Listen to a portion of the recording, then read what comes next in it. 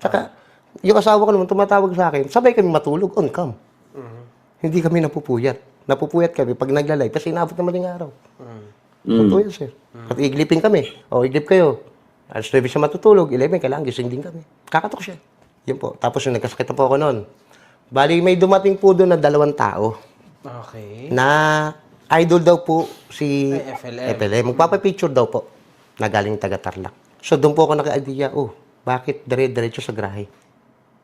Yung 2 tao na yun, kung magpapapicture ka lang. Kasi yung araw na yun, lumabas po si Casper, nakamotor, bumili. Bole, nakatiwangwang po na bukas yung Gate. grahe. Tapos ang nandun lang po si EJ, nagugas ng plato. Ako po nakahigas dun sa may loob, kasi masama ko pakiramdam ko nun. Sabi po nung bata, si EJ, Kuya, may tao. So lumabas ako, sabi ko, Boss, ano pong kailangan?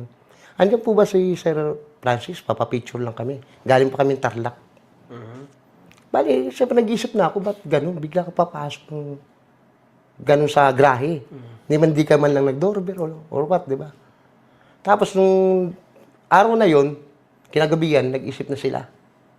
Baka nga yung tao na yun, or NBI or police, mga ganun po ba? Nag-aano sila, nag-iisip. Nag-iisip na po sila. Last day ko, December 14 po. December 13 ng gabi, nagbalak na silang umalis para iwasan yung warrant na darating. Dahil yung warrant ko sa kanya. Siguro po, sir. Hindi ko alam kung kanino yung warrant darating. Okay. December 14 ng madaling araw, umalis sila, sir. Grabe yun. Naiwan kayo. Naiwan kami dalawa ni EJ. Ang sabi niya, papasundo na lang namin kayo kay Casper. Umiiwas na po sa warrant na darating, baka maabutan sila. Ay, nako. Galing na sa tao niya, mga kahombre ko. Alam niyo na kung bakit niya ginagawa lahat ng storya na to. Okay. Tapos ang sabi niya, Baguio daw po siya, umati ng Christmas party. Nag-heritage lang kayo nun. Doon po sila nagpahinga nun. Tapos kinabukasan po nun, 10 a.m., doon na po kami umalis ni EJ. Pagka nag-inventory ko sa bahay at nalaman ko may mga nawala ron at may nawala, di sa kanya ko lahat ipapatong yun. May security report naman ako na talagang lumaya sila at nakita sa CCTV na sa amin na yun na umalis sila. Ang lalaki ng bag na dala, punong-puno. Inabando na yung trabaho. Ngayon, titingnan natin kasi may security report ako doon. May logbook yung mga security nung December, nung 15. December 15. May logbook yung security na lumaya sila. Kita sa CCTV, may mga dala silang bag, punong-puno. Dalawa sila. At sinasabi mo naglakad kami, di ba may CCTV, sabi mo? Ba't hindi mo i-review yung CCTV? Tapos kumuha kami ng tricycle sa gate, hindi kami naglakad. Ginamit ko yung motor ni Casper na single. Kumuha ko ng tricycle service. Kasi hindi ko talaga sir kaya maglakad eh. Masama pa kayo. Masama ka pakiramdam ko nun, kaya kumuha po ako. Nagmotor po, pinit ko po magmotor, kumuha po ng tricycle. Pero hindi kami naglakad. Katulad ng paratang mo, may ninakaw ako, punong-puno ang bag ko. Kung anong laman ng bag ko dati, yung pa rin lang naman ng bag ko ngayon. Kinaladkad mo ako, magnanakaw ako. Diyos ko, grabe yun. Grabing mga, alegasyon. Mapangit na mga alegasyon niya. Di ba, may live ka pa? Andito, sinave ko. Unang live mo, in fairness, wala naman nawala.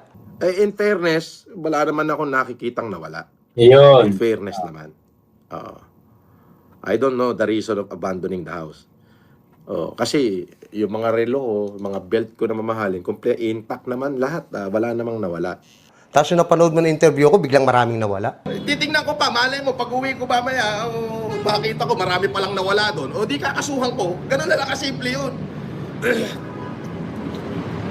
Yun nga po, nung umalis sila, tapos kinabukasan po, di umalis din po kami, 10:30 a.m. Dumating po sila nung gabi nun, tumatawag po si Casper.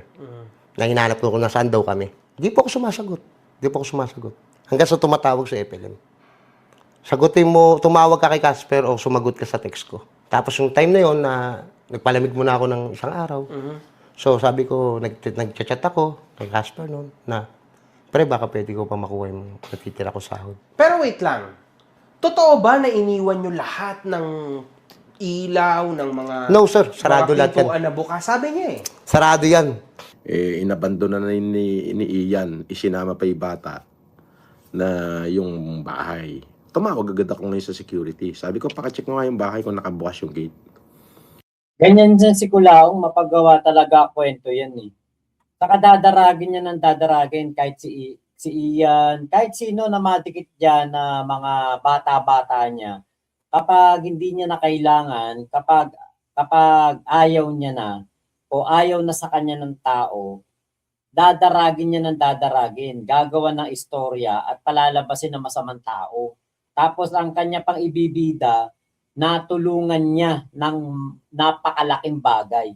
Sabi na si boss, bukas po. Sabi ko, patawag nyo nga yung kaibigan ko.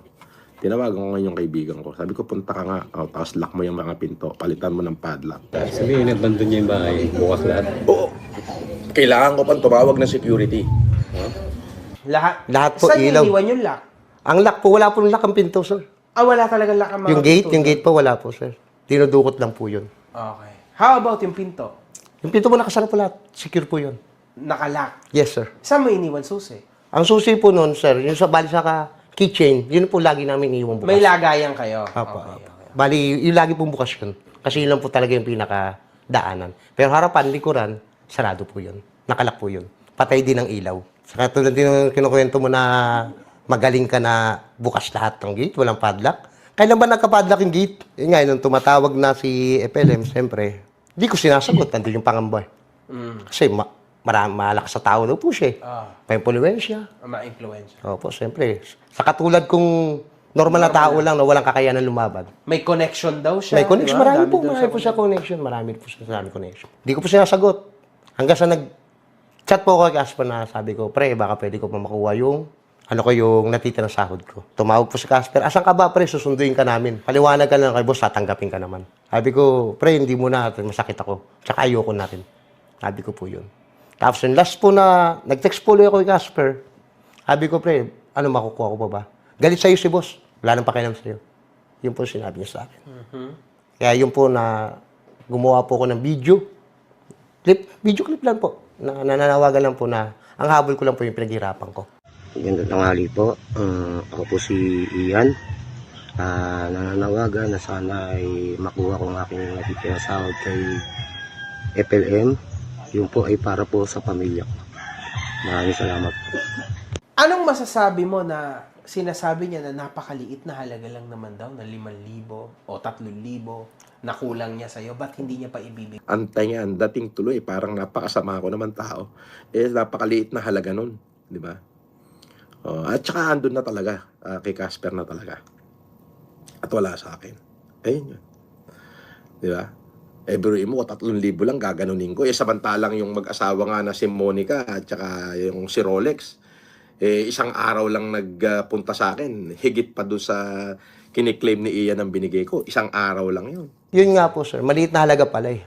Ba't hindi mo ibinigay? Tama. Bagkos, ipinaratangan pa ako magnanakaw. Hindi mo Saka kung gusto talaga ibigay, maraming paraan. May GCash o si Kulaong may GoTime. May Maya, kung meron Maya, di ba?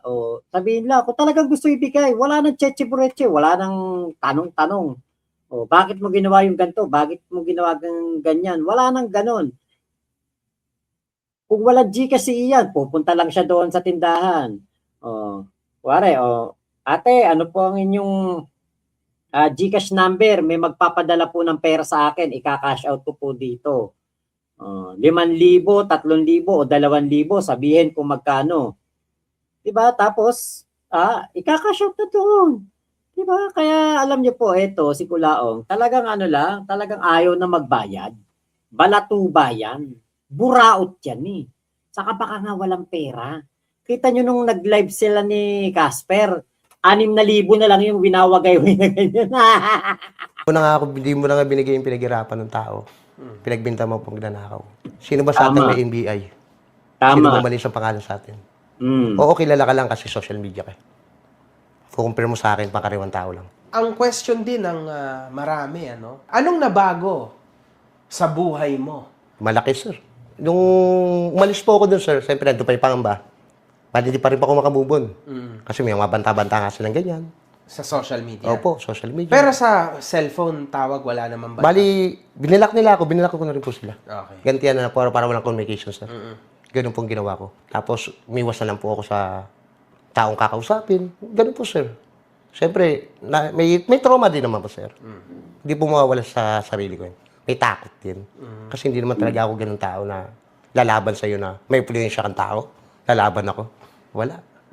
Kasi marami kang connection, madali mong padukot. Ganun mga salita mo. Tama. Ganun na alam mo sarili mo, Sir FLM. Paano naging salita niya sa'yo?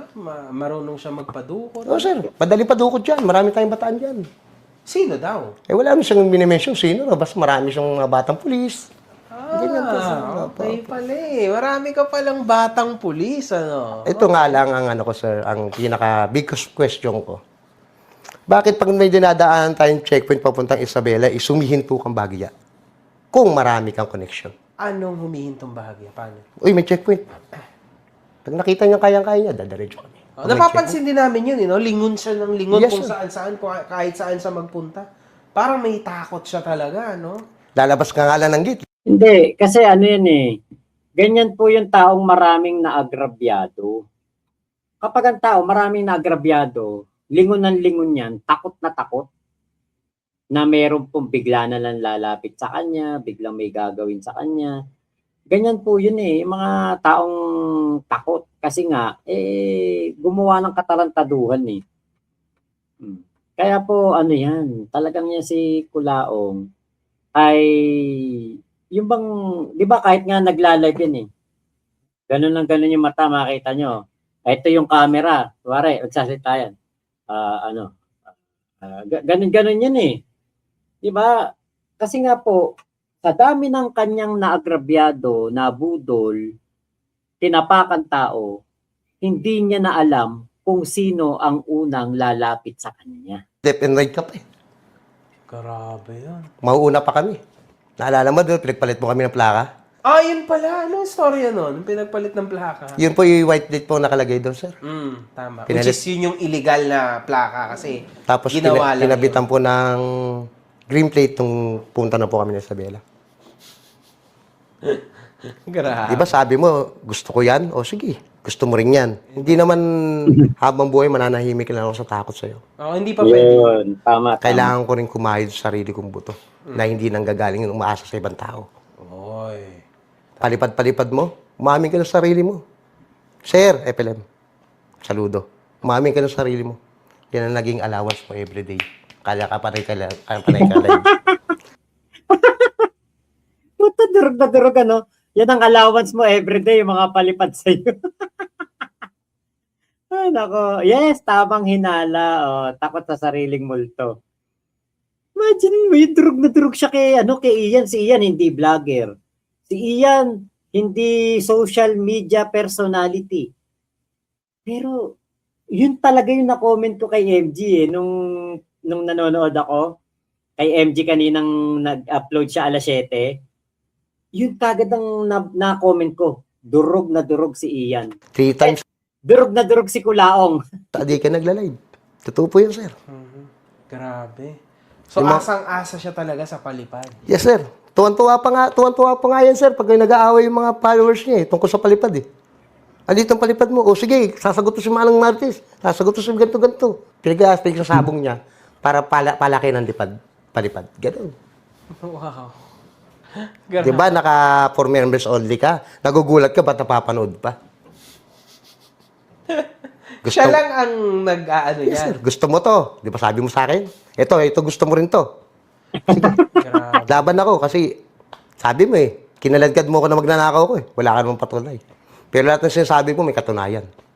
Hindi, kita rin niya na maraming tao. So, actually, yun na yun. So, sige, Ian. Pwede kang magbigay ng komento kay Norman Mangusin through this camera. No, kausapin mo siya kung ano man gusto mo sabihin. Boss FLM, salamat sa pagtanggap mo ha. Hindi pa pala ako tao. Tao pala ako ni Casper. Sorry, tao ako ni Casper. Patunayan mo may ninakaw ako sa'yo, maglabas ka ng CCTV footage. Kung saan ako susuko pag napatunayan mong magnanakaw akong tao. Kinaladkad mo pangalan ko. Sinabi magtiwala sa akin, nagtiwala rin ako sa'yo. Ganyan ka, ganyan ako, ganyan ka rin. Wala akong nilabag sa lahat ng utos mo. Kahit sa pagbabasa ng comment, tinatawag mo kami. Sino napapaya doon? Di ba kami, hindi ikaw? Bago sa'yo pagtanggol mo kami, pagtatawa mo pa kami. Pero salamat pa rin at tinanggap mo ako. Pero hindi mo ako tauhan ha. Tauhan ako ni Casper. Yun lang, Sir FLM, sana mabuhay ka. Maraming salamat po. So yon mga kahombre ko, narinig naman natin lahat, no? Ang storya ng ating kaibigan at ex Simple lang si Ian magsalita eh, no? Di mo pala ako tauhan.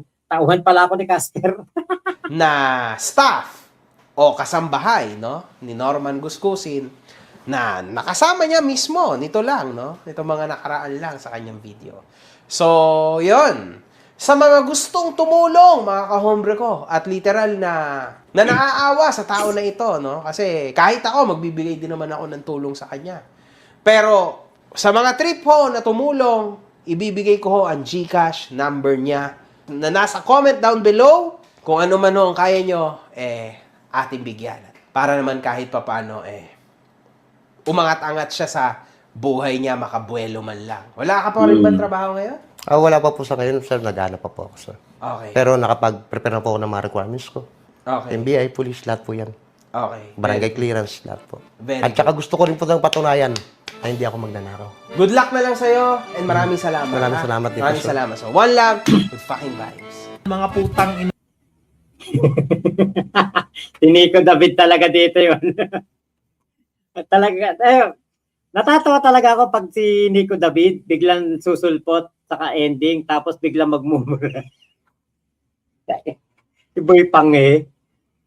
Ay nako talaga. Ala talaga ako masabi kundi durog ka kulaong, hindi pa vlogger 'yan. Hindi pa vlogger 'yan. Si ano pangalan nito? Si Ian. Okay, for sure naman yan kasama silang tatlo doon, utos mag-comment. Ayun. Okay, kung walang ebidensya si Kulaong, mag-i-inventory lang yan. I-invento. Yung pala inventory, invento. Okay, White Trend, wala naman may inventory yan eh. Yung bulok na kalan niya at galon ng aqua niya.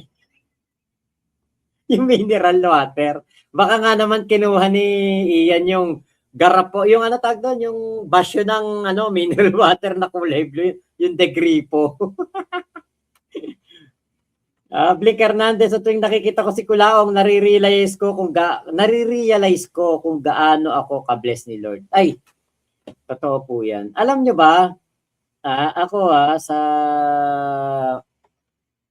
nung nasa Malaysia ako, meron akong kaibigan na Chinese, chef namin. Late ko na siya naging kaibigan. Nung una, medyo parang hindi kami magkasundo pa nga sa trabaho eh. Kapag humihingi sa akin naman sanas yun, hindi ko binibigyan eh. Kasi may apple juice kami. Minsan, meron siyang lulutuin, kailangan na mansanas. Kapag nag-inventory, kulang na isang mansanas kasi bibigay ko sa kanya. Minsan hindi ko binibigyan yun. Sinasabi ko, pabili ka na lang eh. Ngayon, nung tumagal na, kasi may edad na yon si Chef, nung nagkakakwentuhan kami, kapag nagbabantay ng uwian na, ganyan, close na, tapos nagbabantay siya ng mga tao, na yung kinakausap niya yung mga tauhan na may iwan dun sa ini-smoke na mga wagyu. Ano yan, ibang mahilig siyang magsalita ng mga words of wisdom, yung mga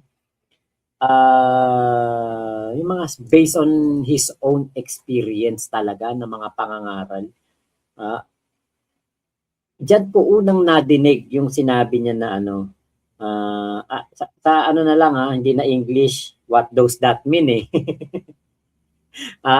Sabi niya sa akin, alam mo ma, ang isa sa pinaka-importante sa buhay ng tao, yung makatulog ka nang wala kang iniisip. Yung nakakatulog ka ng maayos. Yung hindi yung bago ka matulog, iisip ka, problema. Pagising mo, problema. Yan ang pinaka-mahirap daw na nararanasan ng tao. Kaya tingin ko si Kulaong, bago matulog, namumroblema. Bakit? Putya, ano na naman kaya yung iaasta ko mayaman bukas?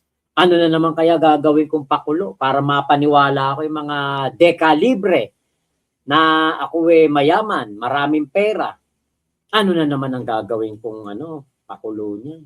Oh. Tapos, di ba, yun ang iisipin niya bago siya matulog. Pagkagising, mag-iisip na naman ng kung ano ang kanyang gagawing strategy. Kaya kita nyo na, di nyo napansin nung nasa Heritage, madaling araw pa lang, bumababa na para lumamon dun sa breakfast buffet. Kasi nga po, hindi na siya nag-iisip ng i-vlog sa gabi bago matulog eh. Meron na kagad siyang nakareding i-vlog. Bukas, yung breakfast, bablog ulit natin. Tapos pagdating ng gabi, matutulog na siya. Bukas, magbablog ulit tayo do sa breakfast. Yan ang na lang. Pinaka-importante po yung nakakatulog na mahimbing sa isang tao. Si Kulaong, nakikita ko. At alam nyo din naman yan, na hindi na po yan nakapagkatulog ng maayos. Hindi na napagkakatulog na maayos yan. Ako talaga, aminado ako, minsan matulog ako alas 3, alas 4, alas 5. Dahil kapag katapos ng live, edit pa ako, i-splice ko yung mga video ko, i-upload ko. Minsan magising ako alas 12, alauna, alas 2, alas 3. Sarap ng gising ko. Bakit? Pag gising mo, nagigising ako, maingay yung mag-ina ko, naglalaro. Magising ako, may iyak yung anak ko, ay nandyan yung anak ko, andyan yung pamilya ko, di ba? Si Kulaong walang ganun. Kaya ang niyan, katulad nun, magla-live siya. Kailangan niya may iyan pa. Kailangan niya meron pang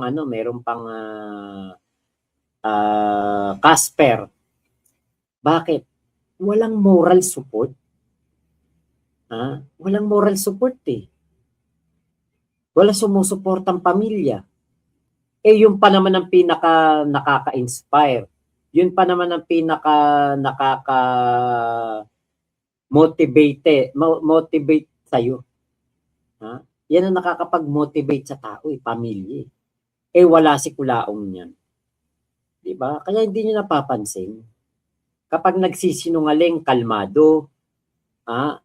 Minsan, katulad nung nagsasalita siya patungkol kay Ian, kalmado. Pero, hindi sigurado. O kaya naman, pag nagsisinungaling, mainit ang ulo, galit, pero nagkakandautal-utal.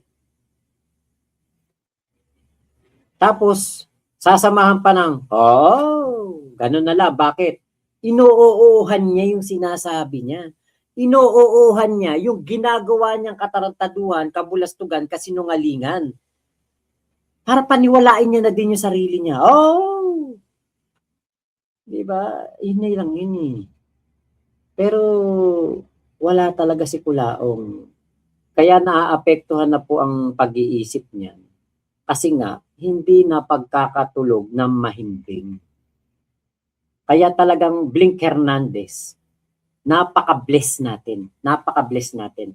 Yung araw-araw pa lang na magising tayo nakasama pamilya natin, napaka-bless na natin. Maiisip mo na kagad, ay, lamang na lamang ako kay Kulaong. Kasi, excuse me po, kasi kasama ko pamilya ko pagising ko si Kulaong gigising walang pamilya. Diba? Doctrine, si OG Sacred talaga sumapa kay Makagago. Nanonood kasi ako ng sunugan. Pero hindi po hindi si Joshua o si Owa, si OG Sacred. Okay, Food Genius Vlog. Hello po everyone. Namamangka lang ako. Okay lang about Sabi. Salamat sa inyong lahat. Ayun. Ate May Alcantara, na intriga kami sa post mo kanina. Ano ba yung mistake na yun? Waiting kami sa update mo.